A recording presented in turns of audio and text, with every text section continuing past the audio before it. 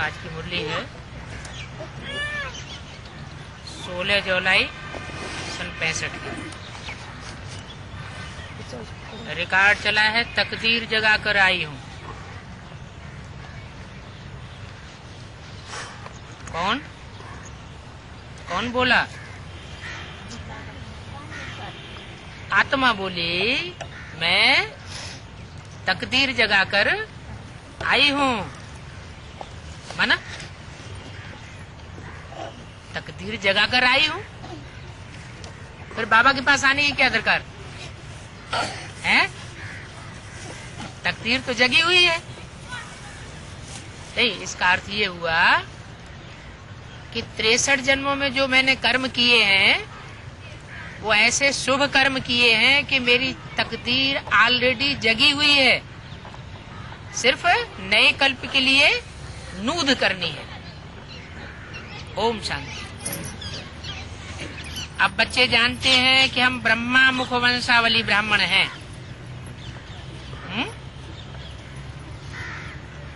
बच्चे अब जानते हैं, पहले नहीं जानते थे। हैं? पहले भी जानते थे, लेकिन अब क्या खास बात है? पहले जानते थे कि ब्रह्मा वंशावली ब्राह्मण है। पहले माना कब है? पहले माना कब? क्योंकि एडवांस में जितने आए हैं वो तो सब नए नए आए हैं। 69 से पहले वाले तो यहाँ कोई नहीं होंगे। तो पहले की बात बताई वो तो 63 जन्म की हो गई। लेकिन अभी बोला अब बच्चे जानते हैं, माना एडवांस में जितने भी हैं वो दूसरा जन्म लेकर आए हैं। अगर कोई की 60-70 साल उम्र हो तो वो भी बाबा के साथ रहे होंगे, साकार पार्ट के साथ पिछले जन्म में रहे होंगे, तो भी उनकी तकदीर जगी हुई है। क्योंकि पूर्व जन्म का हिसाब किताब उनका ऐसा है। लेकिन अभी खास जानते हैं कि हम ब्रह्मा मुखवंशावली ब्राह्मण। पूर्व जन्म में तो पता ही नहीं था, सन 36 में किसी को, कि ब्रह्मा कौन है, प्रजापिता कौन है। अभी हमको पता चला है कि हम मुखवंशावली ब्राह्मण हैं और ब्रह्मा मुखवंशावली ब्राह्मण हैं। ये तो सब बच्चों को निश्चय है ना, क्या कि हम कुखवंशावली नहीं हैं। क्या है? मुखवंशावली। मुखवंशावली किसे कहते हैं और कुखवंशावली किसे कहते हैं? कुख माना गोद, जिनको ब्रह्मा की गोद याद आती रहे, ज्ञान याद ना आए। ज्ञान की ओर आकर्षण उतना नहीं, गोद की ओर ज्यादा आकर्षण होता है बुद्धि का, तो वो हुए कुखवंशावली ब्राह्मण। क्यों? क्योंकि बाबा की जो बात है मुरली में बताई हुई वो उन्होंने नहीं मानी। कौन सी बात? ब्रह्मा का चित्र भी नहीं रखना है, ब्रह्मा को याद नहीं करना है। तो बाबा जब ब्रह्मा के मुख से निकली हुई बात ही नहीं मानी तो ब्रह्मा मुखवंशावली ब्राह्मण काहे की? लेकिन तुम्हारी बुद्धि में है, तुमको ये निश्चय है कि हम अब प्रैक्टिकल में ब्रह्मा का मुख को परखने वाले ब्राह्मण है, कि ये ब्रह्मा का मुख है और इस मुख से जो भी बात निकलती है वो श्रेष्ठ ते श्रेष्ठ मत है, इसलिए हम ब्रह्मा मुखवंशावली ब्राह्मण हैं। और जब श्रेष्ठ मत पर चलने वाले हैं तो सबसे ब्राह्मणों की श्रेष्ठ ते श्रेष्ठ मत कौन सी मिली हुई है? कि हमको जीवन में पवित्र रहना है। तो दो बातें हुई, एक तो ब्रह्मा के मुख से निकली हुई बात को मानने वाले, और दूसरी अपने जीवन में पवित्रता को धारण करने वाले और पवित्रता की महसूसता करने वाले। ऐसा निश्चय है ना? ऐसा कोई दूसरा सत्संग व इंस्टीट्यूशन अथवा सभा नहीं होगी जहां ऐसे समझते हो। कैसे? कि हम ब्रह्मा मुख वंशावली ब्राह्मण हैं, आर्य समाजी है तो आर्य समाजी ही है, जाकर के आर्य समाजी को गुरु करते हैं। यहां तो तुम बदलते हो। यहां अगर कोई आर्य समाजी भी बैठे होंगे तो बदल करके क्या हो जाएंगे? आर्य समाजी आर्य समाजी नहीं रहेंगे, क्या हो जाएंगे? ब्रह्मा मुख वंशावली ब्राह्मण हो जाएंगे। तुम बदल जाते हो, प्रजापिता ब्रह्मा के आकर संतान बनते हो। सिर्फ ब्रह्मा की संतान या प्रजापिता ब्रह्मा की संतान? अम्मा की संतान नहीं। सिर्फ जो सिर्फ अपने को माँ की संतान बताए तो लोगों को शक होता है, ये पता नहीं अपनी अम्मा का ही नाम क्यों बताता है। इसलिए सन 65 से बाबा ने खास मुरली में ये बोलना शुरू कर दिया कि बच्चे तुम अपने को सिर्फ ब्रह्मा कुमारी मत कहो, ब्रह्मा कुमार मत कहो, क्या कहो? प्रजापिता ब्रह्मा कुमार है। माने बाप का भी नाम साथ में लेना चाहिए तो लोगों को शक नहीं होगा।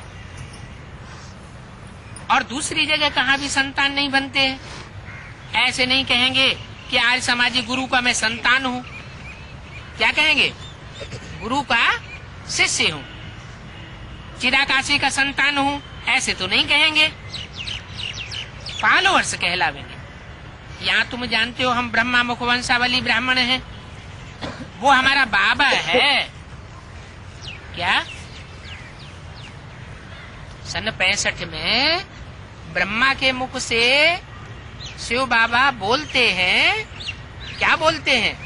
वो हमारा बाबा है। जब ब्रह्मा के मुख में ही बैठा हुआ है शिव, तो वो करके दूर क्यों कर दिया? क्योंकि जो आने वाला पार्ट है उसकी तरफ इशारा किया कि वो जो पार्ट है वो पक्का पक्का असली प्रजापिता ब्रह्मा मुख वंशावली ब्राह्मण बनाने वाला है। वो हमारा बाबा है, बरोबर उनके साथ हमारा संबंध है। क्या? बाबा का संबंध किसके साथ है?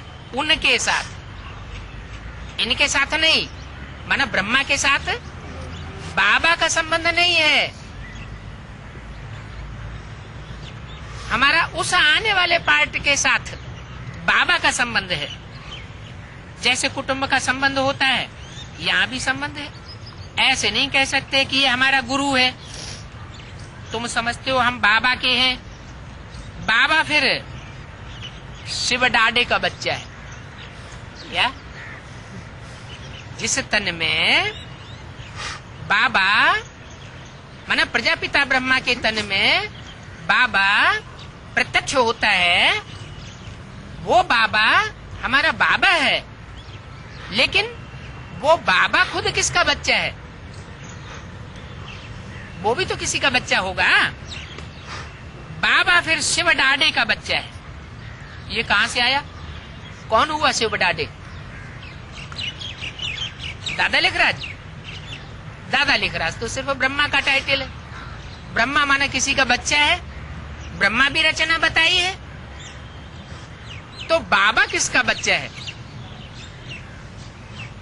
यज्ञ के आदि में जो हुआ, जो शरीर छोड़ के चला गया, वही शिव डाडा।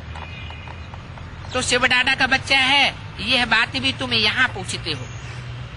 सन्यासियों आदि के पास तुम ये नहीं पूछ सकते हो कि ये किसका बच्चा है। सन्यासियों से कोई पूछने की हिम्मत ही नहीं रखेगा। गुरु कब नहीं बतावेंगे क्या कि हमारा माँ बाप कौन था, हम कौन से घर बार को छोड़ करके आए हैं, अपनी हिस्ट्री कभी नहीं बतावेंगे।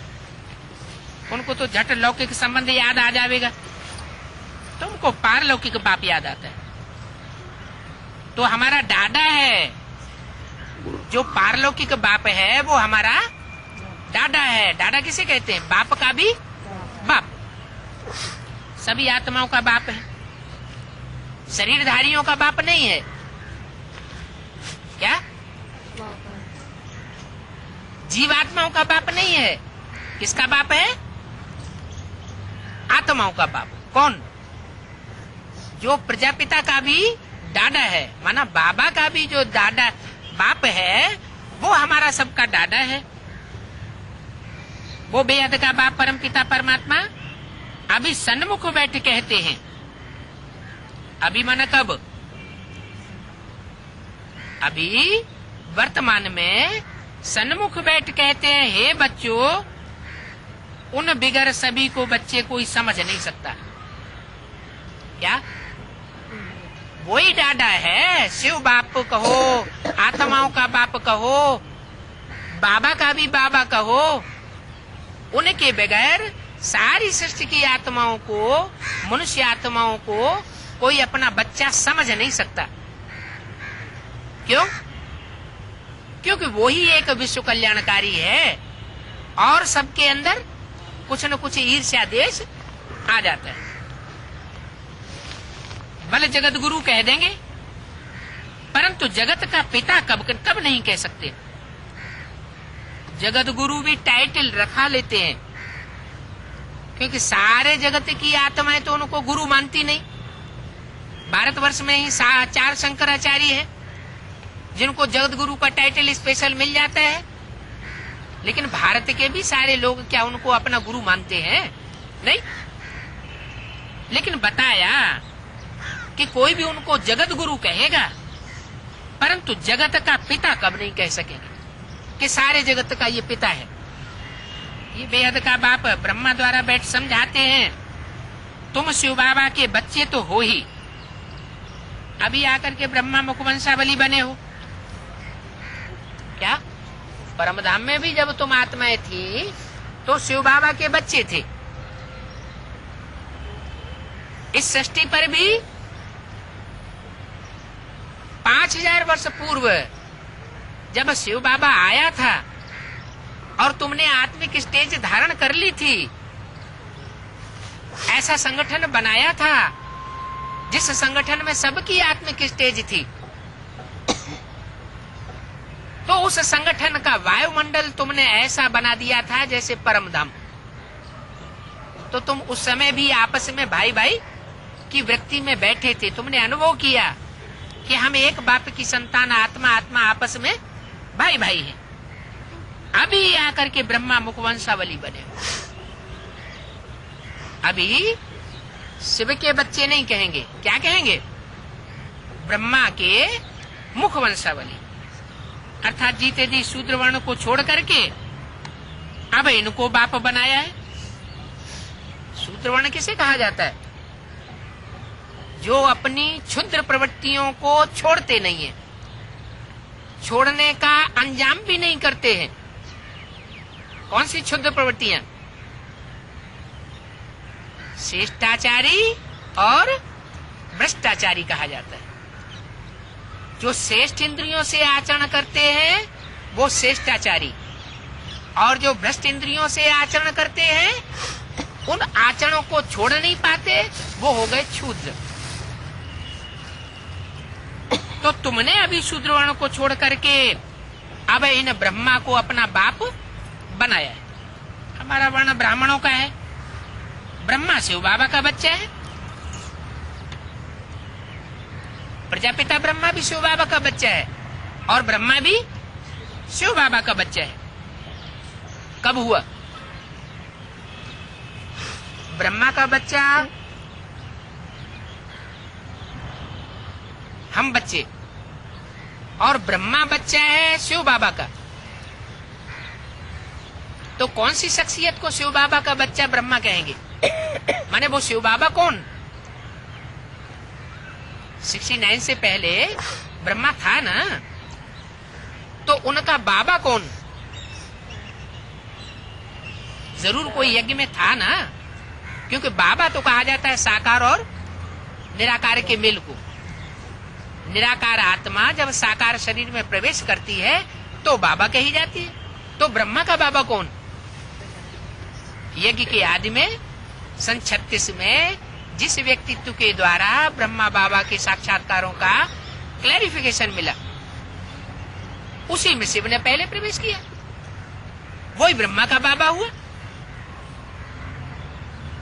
तो ब्रह्मा शिव बाबा का बच्चा है, गोया हमारा निराकारी वर्ण है। क्या हमारा वर्ण निराकारी है? हम आत्माओं का बाप परम पिता परमात्मा है। कल्प अर्थात 5000 वर्ष पहले मुआफिक फिर से आए बच्चे बने। पहले भी बच्चे बने थे, और जो भी मठपंथ हैं वह ऐसे नहीं कहेंगे किंतु तुम 5000 वर्ष के बाद फिर से आए बच्चे बने हो। उनको पता ही नहीं है कि ये सृष्टि का चक्र 5000 वर्ष का है। ये कब मुख से निकलेगा नहीं। किनको? उन गुरुओं को। शास्त्रों में कोई वर्णन नहीं है कि सृष्टि का चक्र 5000 वर्ष का है। भगवान वाच कहा जाता है हम तो सब बच्चे ठहरे, जरूर बच्चों से ही बात करेंगे। क्या शिव बाबा बात किससे करेगा? जो उसके बच्चे बने होंगे ये अंजाम करेंगे कि ये हमारा बाप है। ये निश्चय पक्का करेंगे कि शिव बाबा हमारा बाप है, तो उनसे बात करेंगे। जो अंजाम ही नहीं करते उनसे शिव बाबा बात भी नहीं करते। परमात्मा आकर कहते हैं हे बच्चों, और कोई अपन को परमात्मा समझे और सभी को बच्चे समझे, ये कभी हो ही नहीं सकता। भले कह देते हैं शिवोहम, कह देते हैं शिवोहम, लेकिन सारी सृष्टि को अपना बच्चा समझे, ये हो नहीं सकता। ये ठगी व कापी कोई कर ही नहीं सकता कि सारी दुनिया को अपना बच्चा समझ करके बैठ जाए। क्यों? क्योंकि बाप का अपने बच्चों में स्नेह होता है। बाप का संबंध ऐसा संबंध है जो बच्चों के साथ कभी ईर्ष्या देश नहीं करता है। तो दुनिया में कोई ऐसी मनुष्य आत्मा नहीं है जो सारी विश्व की आत्माओं को अपना बच्चा समझ सके। और भले बड़े बड़े नाम अपने ऊपर रख लेते हैं, शिवोहम भी कह देते हैं, फिर भी कह देते हैं तत्वम। कहते हैं शिवोहम, फिर कह देते हैं तत्वम। वो ही तुम हो, जो हम हैं वो ही तुम हो। इसका मतलब सारे शिव बाबा हो गए, सारे विश्व के पिता हो गए। ऐसे नहीं कहते हैं तुम हमारे बच्चे शालिग्राम हो। मैं आकर के बताता हूं कि तुम बिंदी बिंदी आत्मा सब शालिग्राम हो और तुम मेरे बच्चे हो। शिवोहम तत्वम तो कह देते हैं, परंतु ये कह नहीं सकते कि मैं तुम्हारा बाप हूं, तुमको श्रेष्ठ मत देता हूं। आत्माओं से ही बात करते हैं। कौन? आत्माओं से कौन बात करते हैं? देह अभिमानियों से बात नहीं करते। कौन? शिव बाबा।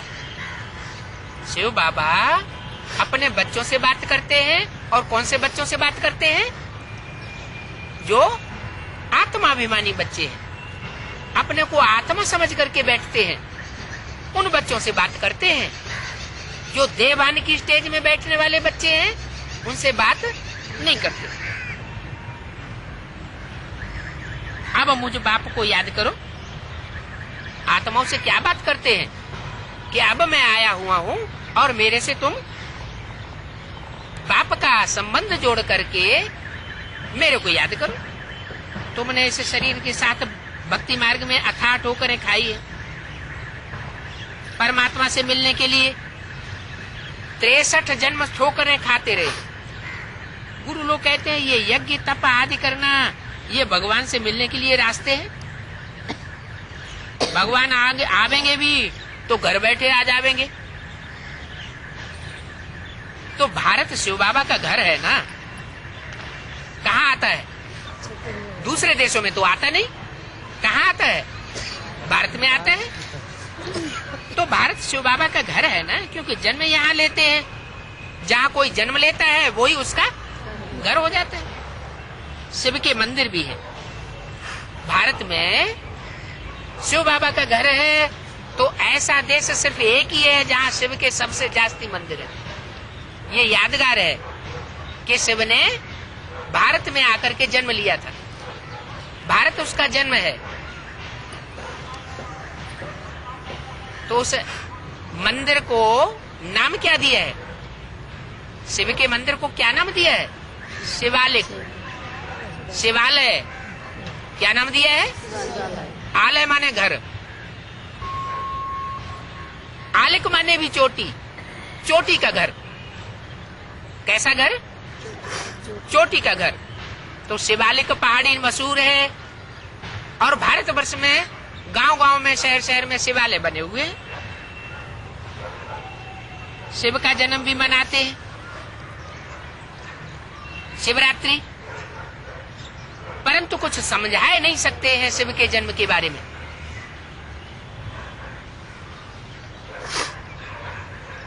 सिर्फ उनको अपना शरीर नहीं है। किनको? शिव बाबा को। जैसे आत्मा का जन्म होता है वैसे परमपिता परमात्मा भी शरीर में आते हैं। फर्क क्या है? आत्मा गर्भ से जन्म लेती है और परमपिता परमात्मा गर्भ से जन्म नहीं लेते। क्या करते हैं?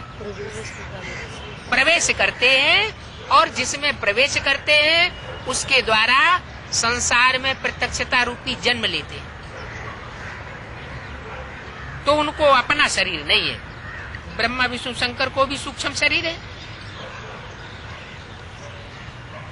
कोई साकार शरीर नहीं है। अब बेहद का बाप जिसका नाम शिव है वो आया हुआ है। किसी मुरली में कहा कि आके चला गया, किसी अव्यक्तवाणी में बोला कि आके चला गया, नहीं, आया हुआ है। ऐसे नहीं कि जैसे और धर्म पिताएं आए, आकर के भाषण दे करके अपना धर्म स्थापन करके चले गए और दुनिया नीचे गिरती गई। नहीं, शिव बाबा आया हुआ है तो सारी दुनिया को पलट करके जाता है, बीच में वापस नहीं जाता है। वो आया हुआ है। जानते हैं कल पहले भी ब्रह्मा के तन में आया था। ब्रह्मा तो जरूर चाहिए। क्या आया हुआ है? दुनिया को कलयुग से सतयुग बना करके जाता है, नरक को पलट करके स्वर्ग बना करके जाता है। तो ये पक्का हो जाता है क्या कि उसको ब्रह्मा जरूर चाहिए। दादा लेखराज ब्रह्मा ने शरीर छोड़ दिया तो जिस किसी भी तन में प्रवेश करे उसका नाम ब्रह्मा रखना। कोई कहे गुलजार दादी में आते हैं तो गुलजार दादी में आते हैं तो गुलजार दादी का नाम ब्रह्मा रखा। ब्रह्मा तो कोई नहीं कहता। बाबा कहते हैं कि मैं जिस तन में भी आता हूं उसका नाम ब्रह्मा रखता हूं। अब तुम प्रजापिता ब्रह्मा मुखवंशावली हो क्या? पहले सिर्फ 69 तक ब्रह्मा मुखवंशावली। अभी भी जो दादा लेखराज ब्रह्मा को अपना बाप मानते हैं वो अपने को प्रजापिता ब्रह्मा कुमार कुमारी नहीं लिखते। लेकिन अभी तुम अच्छी तरह से समझ गए हो कि तुम प्रजापिता ब्रह्मा मुखवंशावली। आपस में भाई बहन हो गए और शिव बाबा की संतान होने के कारण आपस में भाई भाई है। इसलिए शिव बाबा से वर्षा लेने का हक है। क्या?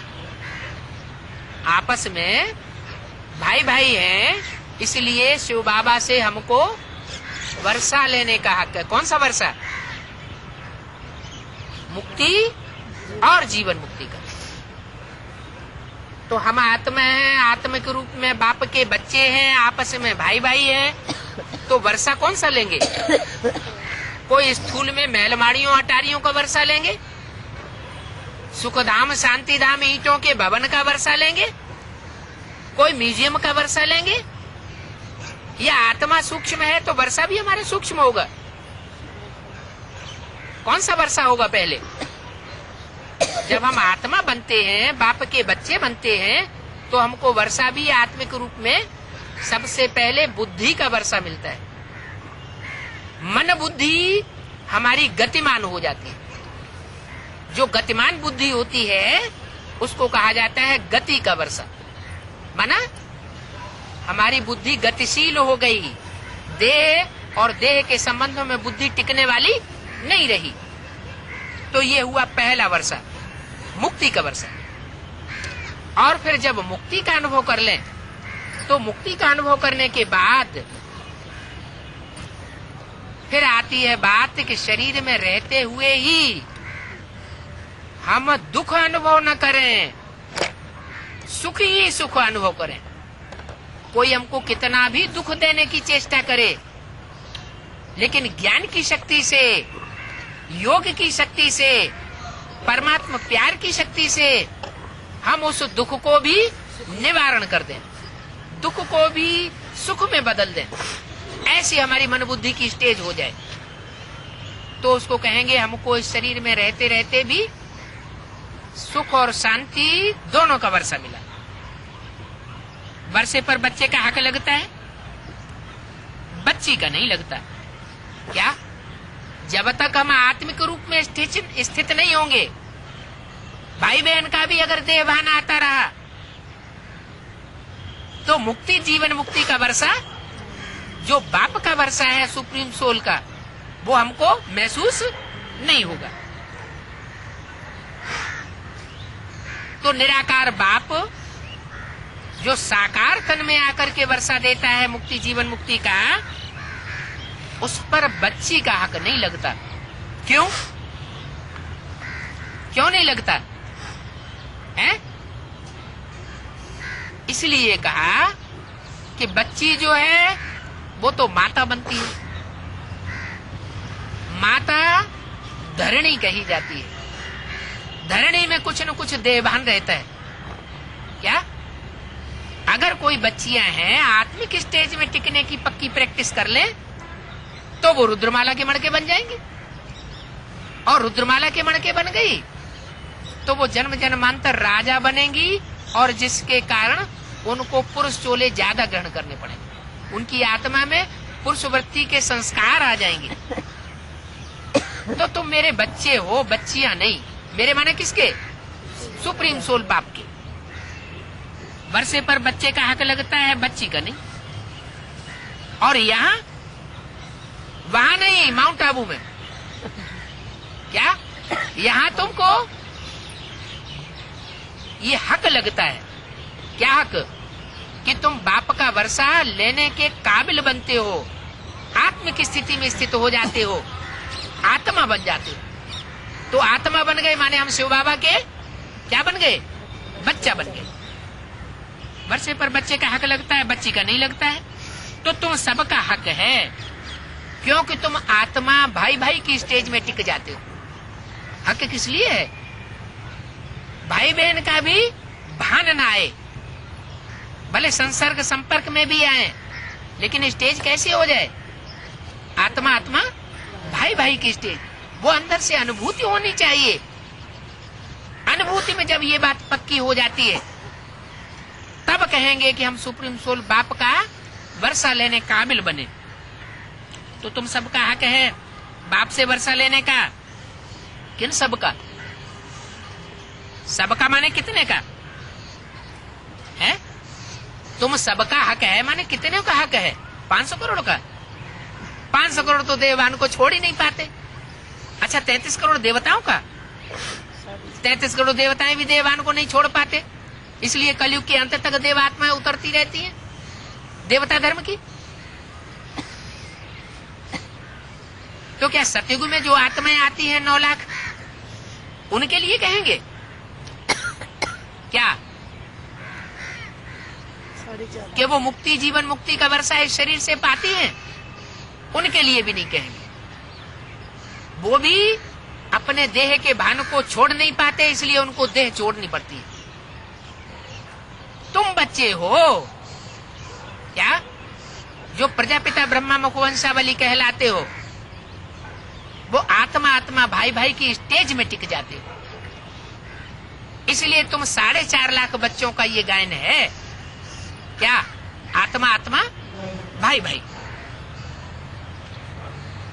तो तो यहाँ तुम सबका हक है।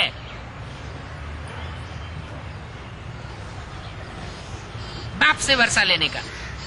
हे आत्माएं, तुमको मुझ बाप से वर्षा लेने का ये काम पूरा करना है। कौन सा वर्षा लेना है? विश्व का वर्षा लेना है। तुम नई विश्व के मालिक बनते हो। क्या?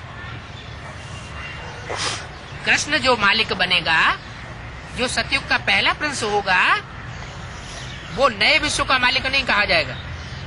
फिर भी कुछ न कुछ विश्व पुराना हो जाएगा और तुम एकदम नए विश्व के मालिक बनते हो। यथा राजा रानी तथा प्रजा भी तो मालिक होती है। माने 4.5 लाख जो प्रजा होगी वो भी अपने को मालिक समझेगी, क्योंकि वहां सब आत्मिक स्थिति में, आत्मा भाई भाई की स्थिति में होते हैं और समझते हैं कि हम एक बाप की संतान हैं। तो तुम मालिक थे इसके, सारे विश्व के मालिक थे। सारी विश्व की आत्माओं ने ये एहसास किया था कि हमारे पूर्वज हैं, बरोबर भारत स्वर्ग था, उसमें तुम राज्य करते थे, पूज्य थे। फिर आप पुजारी शूद्र बने हो, अब फिर पूज्य बनने के लिए ब्राह्मण बने हो, ब्रह्मा मुख वंशावली बनने बिगर तुम वर्षा नहीं ले सकते हो। क्या? अगर तुमने अंदर से ये पक्का नहीं कर लिया और प्रैक्टिकल जीवन में ये अनुभूति नहीं कर ली कि हम एक बाप की मत पर ही चलेंगे जो श्रेष्ठ से श्रेष्ठ है, तब तक तुमको मुक्ति, जीवन मुक्ति का वर्षा नहीं मिल सकता। थोड़ी अपनी मनमत पर चलेंगे, थोड़ा दूसरों की मनमत पर चल लेंगे, तो परमत पर चलने वाले अथवा मनमत पर चलने वाले वो मुक्ति, जीवन मुक्ति का वर्षा इस शरीर के रहते अनुभव नहीं कर सकते। जिन्होंने कल पहले वर्षा लिया है वो यहाँ कहां न कहां से आते रहेंगे, कैसे भी आवे बाप से वर्षा लेंगे। देवी देवताओं की राजधानी स्थापन हो रही है। ब्रह्मा द्वारा सूर्यवंशी, चंद्रवंशी, दैवी स्वराज्य स्थापन हो रहा है। क्या? किसके द्वारा हो रहा है? हैं? किसके द्वारा हो रहा है? ब्रह्मा द्वारा। उन ब्रह्मा कुमार कुमारियों से पूछो कि मुरली तो कहती है कि ब्रह्मा द्वारा सूर्यवंशी, चंद्रवंशी, दैवी स्वराज्य स्थापन हो रहा है, इस तरह बोला हुआ है। तो तुम्हारा ब्रह्मा कहाँ है जिसके द्वारा होना है, जिसके द्वारा राजधानी स्थापन होनी है? तो कहेंगे वो सूक्ष्म पतन में बैठा है। तो सूक्ष्म पतन में राजधानी स्थापन होगी क्या? नहीं। शिव बाबा वापस नहीं गया, दादा लेकर आज ब्रह्मा का शरीर छोड़ने के बाद कोई न कोई तन से प्रवेश होकर के वो अभी भी प्रजापिता ब्रह्मा के रूप में पार्ट बजाता है। तुम जानती हो सतयुगी देवताओं ने ये प्रारब्ध आगे जन्म में पाई है।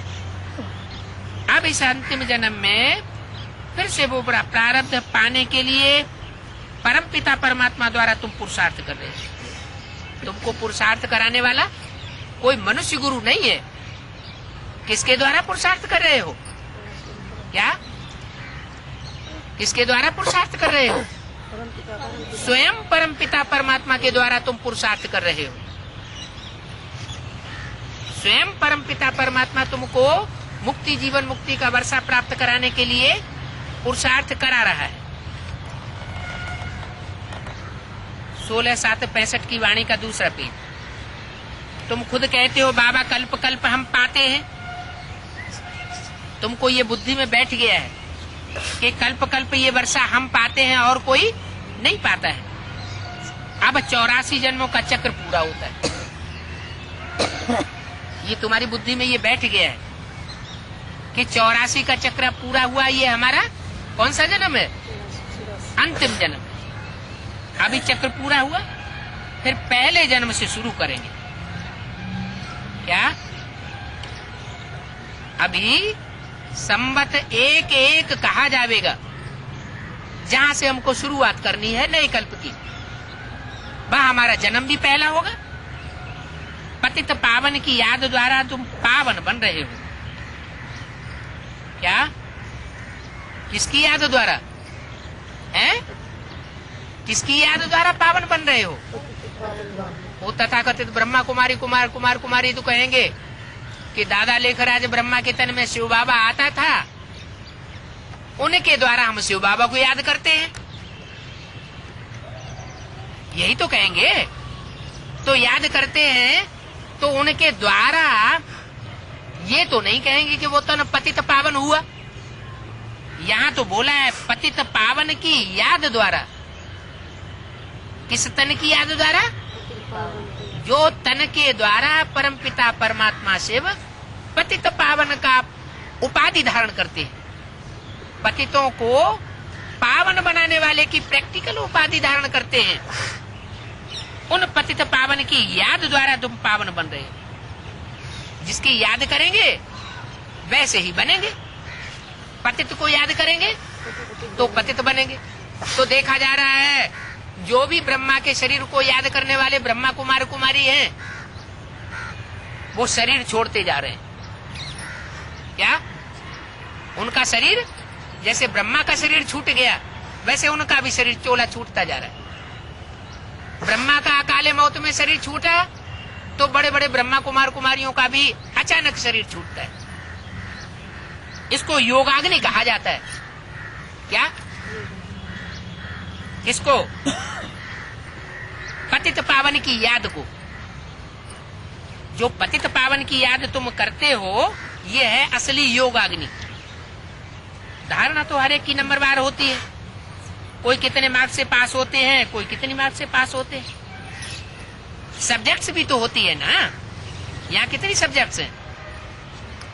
यहाँ बाबा के ज्ञान में, ईश्वरीय ज्ञान में कितने सब्जेक्ट्स हैं?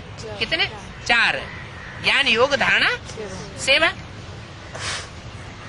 तो हर एक की नंबरवार धारणा होती है। इसमें गैलअप कर लेते हैं। परंतु पहले लैंग्वेज चाहिए। क्या कहा? बाप का बच्चा बनने के लिए, बाप से पूरा वर्षा लेने के लिए पहली शर्त क्या बताई? पहले लैंग्वेज चाहिए। कौन सी लैंग्वेज? जो माँ बाप के घर में बच्चा पैदा होता है तो उसकी मदर टंग कौन सी होती है? माँ बाप की ही मदर टंग होती है, माँ बाप की ही भाषा होती है, या कोई दूसरी भाषा होती है? जो माँ बाप की भाषा होगी वो बच्चे की भी भाषा होगी। तो बोला पहले लैंग्वेज चाहिए। बाप की लैंग्वेज क्या है? भारत में आता है तो भारत में लैंग्वेज क्या होती है? खास लैंग्वेज भारत की है हिंदी। तुम्हारी है पहली ज्ञान की स्पेशल लैंग्वेज। क्या? जैसे वो बड़े बड़े विद्वान पंडित होते हैं तो संस्कृत बोलते हैं, कोई दूसरा ना समझ सके। बाबा कहते हैं तुम्हारी भाषा भी कोई दूसरा समझ नहीं सकता जब तक 7 दिन का कोर्स न ले। तुम्हारी अपनी लैंग्वेज है। ये ज्ञान देते हो कि तुम आत्मा हो, शरीर नहीं हो। अविनाशी आत्मा भक्ति मार्ग में अविनाशी बाप को याद करती है। विनाशी बाप तो मिलता ही है जिसे हद का वर्षा लेते हैं।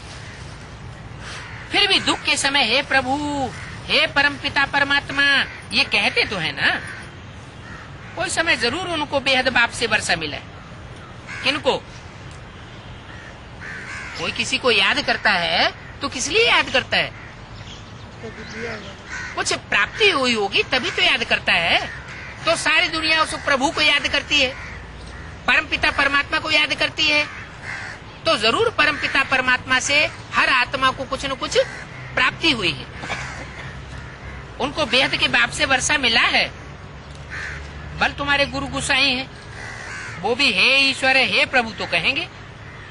साधना करते हैं गुरु लोग, क्या करते हैं? सारे जीवन साधना करते हैं। साधना का अर्थ क्या है? जंगल में किस लिए जाते हैं?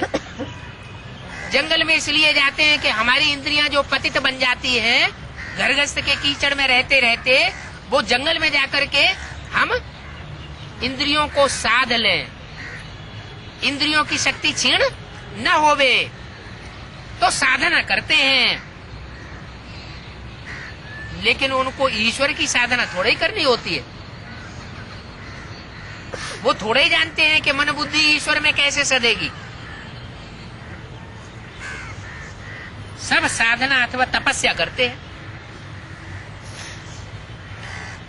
शरीर को तपाते रहते हैं। वो हठियों की तपस्या करते हैं। क्या शरीर को कष्ट देने का उनका हठ योग है। तुम राजयोग की तपस्या करते हो। कौन सी तपस्या? राजयोग। तुमको कोई शारीरिक कष्ट नहीं देते हैं। अगर शारीरिक कष्ट ज्ञान में आने के बाद किसी को मिलता भी है तो अपनी ही कोई कमजोरी है, कोई न कोई श्रीमत की बरखिलाफी है, जिसकी वजह से कोई दुख भोगता है। तुम राजयोग की तपस्या करते हो। वो तो हठयोग ऋषि हैं। पवित्र को ऋषि कहा जाता है, परंतु घर बार छोड़ करके चले जाते हैं। औरों को भी वो सिखलाते हैं कि घर बार छोड़ दो। वास्तव में तो संन्यास किया जाता है 5 विकारों का। अगर छोड़नी है तो क्या छोड़नी है? जो बुरी चीजें हैं, बुरी आदतें हैं, उनका संन्यास करो। परंतु उनके लिए कहते नहीं है। किनके लिए? 5 विकारों का संन्यास करने के लिए नहीं कहते हैं सन्यासी लोग। क्यों नहीं कहते हैं? है? इसलिए नहीं कहते हैं कि अगर सब कोई 5 विकारों को छोड़ देगा तो उनको रोटी दाल कहां से मिलेगी। सारे ही जंगल में चले जाकर के सन्यासी बन जाएंगे तो उनको तो प्राप्ति होगी नहीं। तो कभी नहीं कहेंगे क्या कि 5 विकारों को छोड़ दो, काम क्रोध लोभ मोह अहंकार को छोड़ दो। कौन?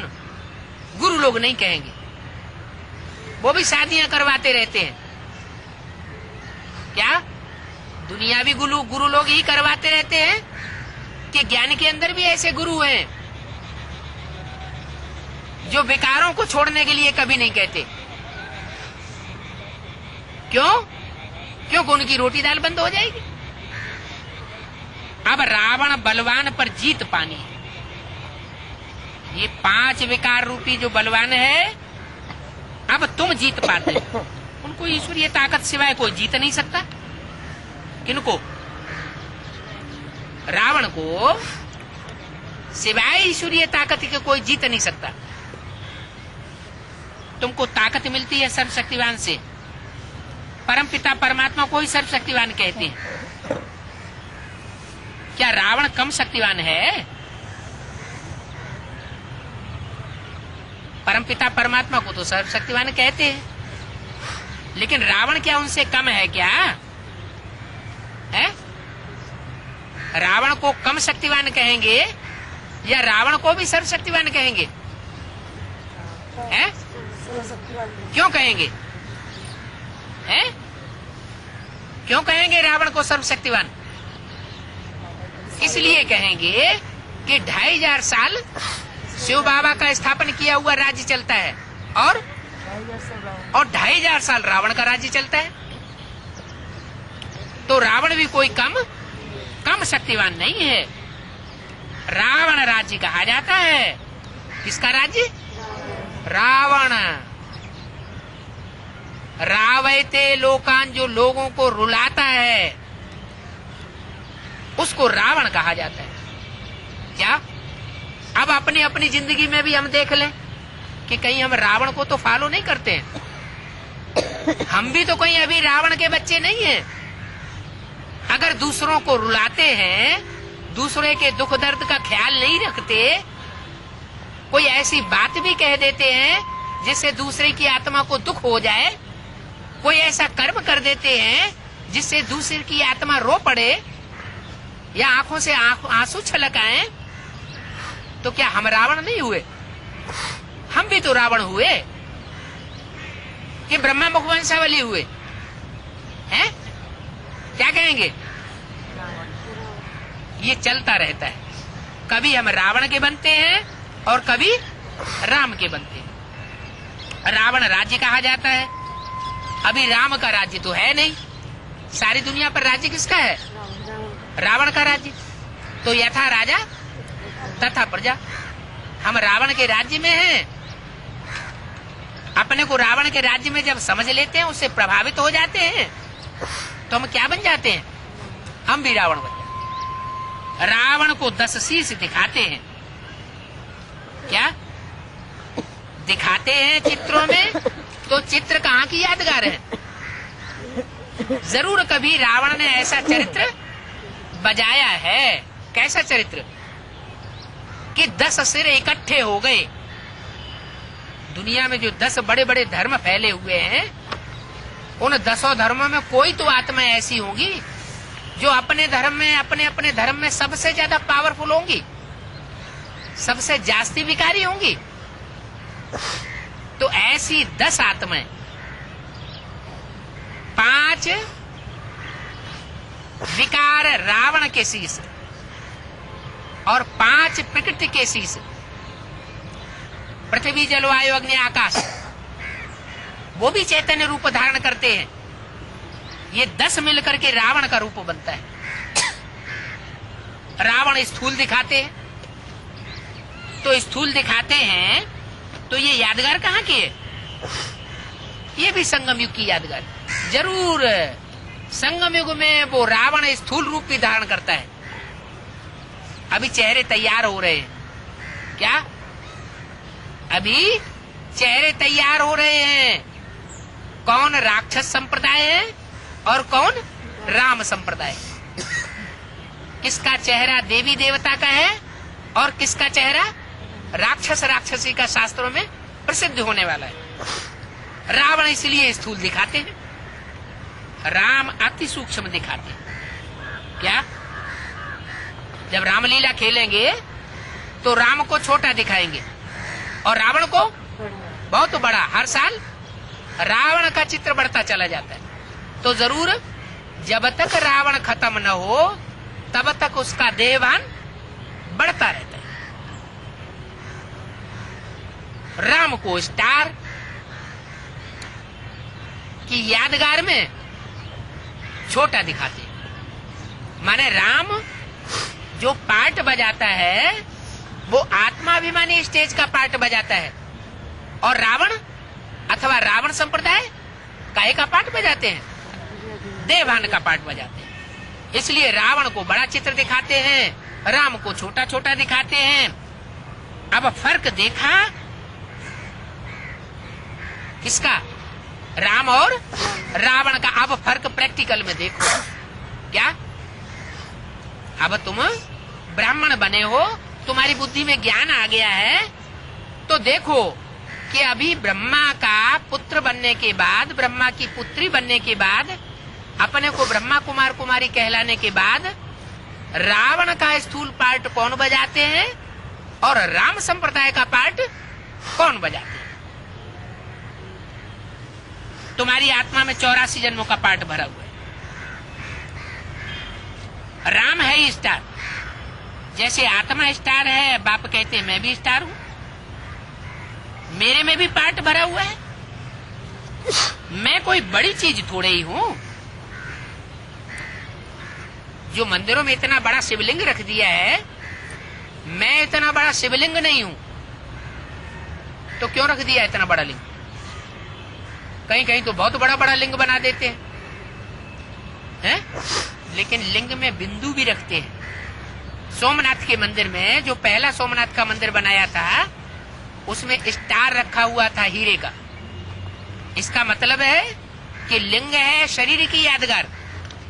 जिस शरीरधारी में परमात्मा शिव प्रवेश करते हैं और प्रवेश करके संसार में प्रत्यक्ष होते हैं, वो है शिव का लिंग, निशान, जिसमें वो प्रवेश करता है, और वो स्वयं है स्टार। इसलिए शिवलिंग में स्टार भी दिखाते हैं। तो मैं इतनी बड़ी चीज नहीं हूं। अगर बड़ी चीज हूं तो मैं प्रवेश कैसे करूंगा? है शरीर में भूत प्रेतों की भी आत्मा प्रवेश करती है, तो सूक्ष्म रूप होता है तो प्रवेश करती है, या कोई स्थूल प्रवेश करता है? सूक्ष्म होती है तो प्रवेश करती है।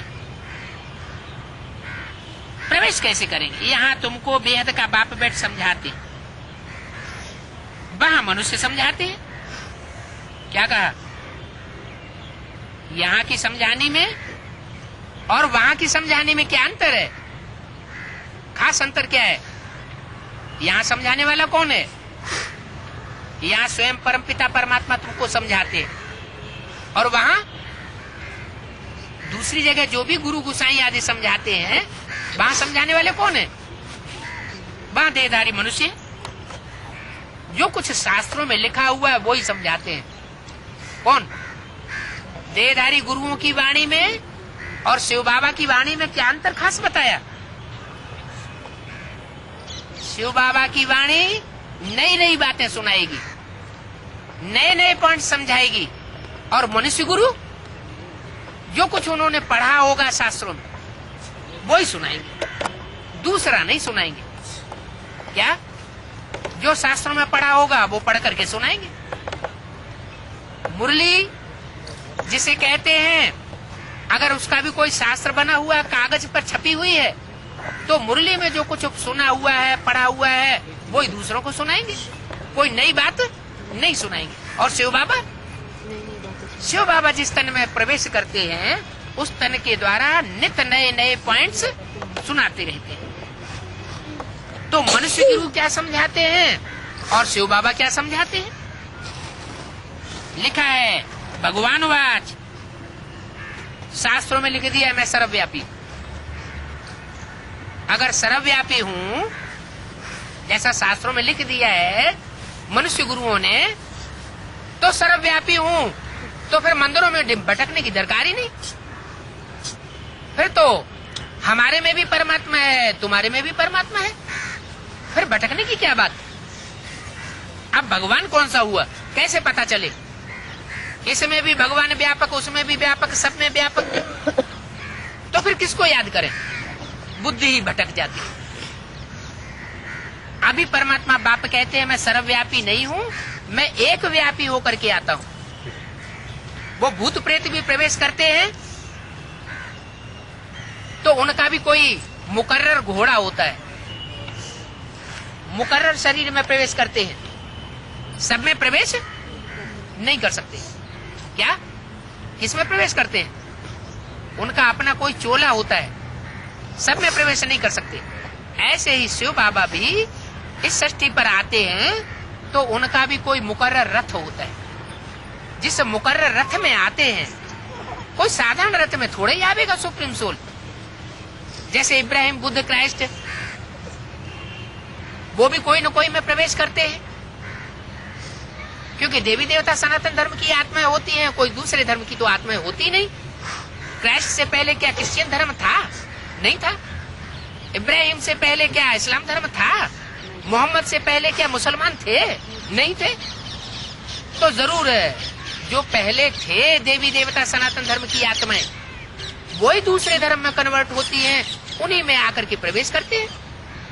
तो जैसे और धर्म पिताएं हैं, उनका अपना कोई मुकर्रर रथ होता है, उस चोले में प्रवेश करते हैं, ऐसे शिव बाबा भी इसे षष्ठी रूपी रंगमंच का जो हीरो हीरोइन का पार्ट बजाने वाली आत्माएं हैं, उन्हीं में प्रवेश करता है। किसमें? राम और कृष्ण की आत्माओं में प्रवेश करता है। तो अब समझो कि भगवान कौन हो सकता है? कृष्ण तो सर्वव्यापी हो ही नहीं सकता। क्यों? कृष्ण सर्वव्यापी क्यों नहीं हो सकता? कि कृष्ण को तो गर्भ से जन्म दिखाया हुआ है, तो सर्वव्यापी कैसे हो सकता है? वो तो देहधारी है। तो बाकी सर्वव्यापी कौन हुआ? वास्तव में परमपिता परमात्मा इस सृष्टि पर जब आता है तो उसकी याद सबकी बुद्धि में व्यापक हो जाती है। सारी दुनिया में कोई मनुष्य मात्र ऐसा नहीं रहता जिसकी बुद्धि में परमात्मा की याद न चढ़ जाए। इसलिए परमात्मा को सर्वव्यापी मान लिया है। बाकी ऐसा नहीं है कि वो एक एक में प्रवेश कर जाता है इसलिए वो सर्वव्यापी है। नहीं, हर आत्मा में अपने अपने संस्कार भरे हुए हैं, आत्मा में अपना अपना स्वभाव संस्कार अलग अलग दिखाई पड़ता है। एक का स्वभाव संस्कार न मिले दूसरे से। अगर हर एक में परमात्मा व्यापक हो तो स्वभाव संस्कार भी सबका एक जैसा होना चाहिए, लेकिन ऐसा तो होता नहीं। माना हर आत्मा अविनाशी है, हर आत्मा में अपना अपना स्वभाव संस्कार का अनेक जन्मों का पार्ट भरा हुआ है। परमात्मा जब इस सृष्टि पर आता है तो वो अपने चोले को ढूंढ लेता है। जो श्रेष्ठ से श्रेष्ठ आत्माएं हैं इस रंगमंच पर, सृष्टि रूपी रंगमंच पर, उनमें प्रवेश करता है। परमात्मा को कोई कह नहीं सकता। वो तो कहते हैं तुम हमारे बच्चे हो। कौन? परमपिता परमात्मा जब इस सृष्टि पर आते हैं तो वो अपने चेले चपाटे नहीं बनाते। क्या कहते हैं? तुम आत्माएं मेरे बच्चे हो, मैं तुम्हारा बिंदु बिंदु आत्माओं का बाप हूँ। तुम बिंदु बिंदु आत्माएं अपने भ्रकुटी के मध्य में स्टार के रूप में टिकी हुई हो। क्या? जिस स्टार की यादगार क्या दिखाते हैं? मस्तक पर बिंदी दिखाते हैं। ये बिंदी जो लगाने की परंपरा ऋषियों मुनियों ने डाली, वो किस लिए डाली? इसीलिए डाली कि एक दूसरे को देखें तो आत्मा रूपी स्टार याद आ जाए, देह की याद ना आए, स्त्री पुरुष का भान ना आ जाए। तो बाप कहते हैं तुम आत्मा रूपी बच्चे हमारे बच्चे हो। वो मनुष्य बच्चे नहीं कहते हैं। भगवान वाच बच्चों के प्रति है तो रात दिन का फर्क हो जाता है उन मनुष्य गुरुओं में और भगवान जो सदगुरु बन करके आता है उसमें फर्क हो जाता है। तब तो कहते हैं सदगुरु अकाल मूर्त। एक सदगुरु अकाल मूर्त। जब एक ही सतगुरु है तो बाकी गुरु कैसे हो गए? जब एक सदगुरु अकाल मूर्त का नारा लगाते हैं सिख लोग तो इससे क्या साबित हुआ? बाकी गुरु सत्य हुए या झूठे हुए? एक सदगुरु है तो बाकी सब झूठे गुरु हो गए या नंबरवार हो गए। तो बोला भगवान वाच बच्चों के प्रति श्रीमद् भगवत गीता में भगवान वाच गाया हुआ है।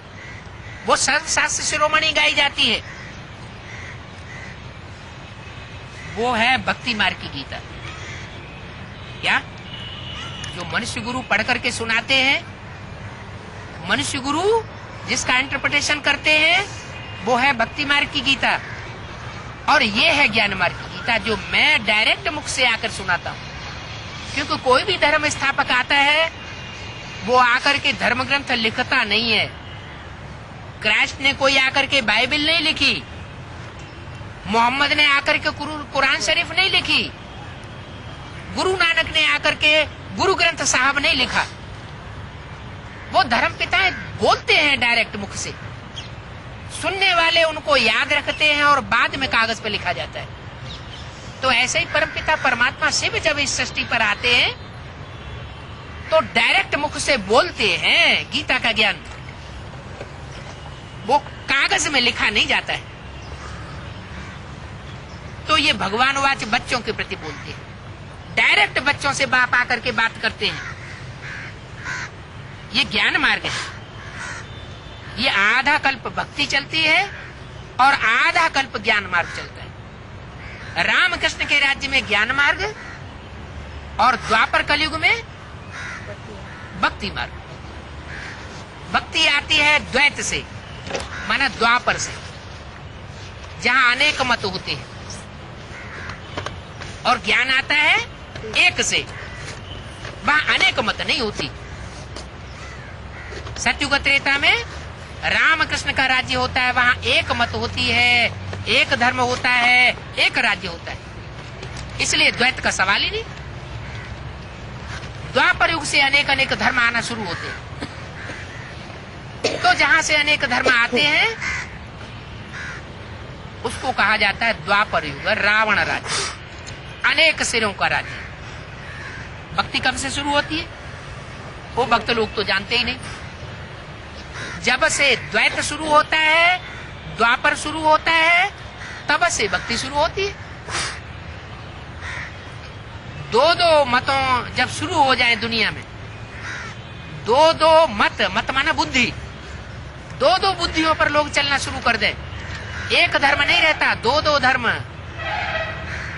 दो दो मतें, दो दो राज्य जहां से शुरू होते हैं वहां से रावण राज्य शुरू होता है। ये रावण के अनेक मत शुरू हुई, माने रावण के अनेक सिरों का राज्य शुरू हुआ, तो विकारी बन जाते हैं। तुम जानते हो द्वापर से रावण राज्य शुरू होता है, तो हम वाम मार्ग में चले जाते हैं। वाम मार्ग माना ये है बायां और ये है दायां।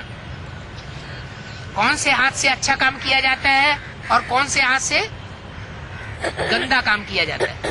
दान धर्म करेंगे तो कौन से हाथ से करेंगे? दाएं हाथ से। तो द्वापर युग से द्वैत होने के कारण जो अनेक धर्म पिताएं आ जाते हैं, अनेक धर्म स्थापन करते हैं, अनेक मतें स्थापन करते हैं, वहां से वाम मार्ग शुरू होता है। क्या वाम मार्ग माने उल्टा मार्ग। पहले होता है सीधा मार्ग। तो सत्युग त्रेता में रामकृष्ण की दुनिया में सीधा मार्ग था। क्या अच्छे कर्म होते थे, दुष्ट कर्म नहीं होते थे। जब से द्वैत शुरू हुआ तब से द्वैत शुरू होने के कारण दुनिया में रावण राज्य आ गया। तो आधा कल्प तुम पुजारी बन जाते हो, आधा कल्प पूज्य रहते हो। रामकृष्ण के जमाने में यथा राजा तथा प्रजा सब पूज्य होते हैं। अभी जब से रावण राज्य शुरू होता है तो सब पुजारी बन जाते हैं। ओम शांति।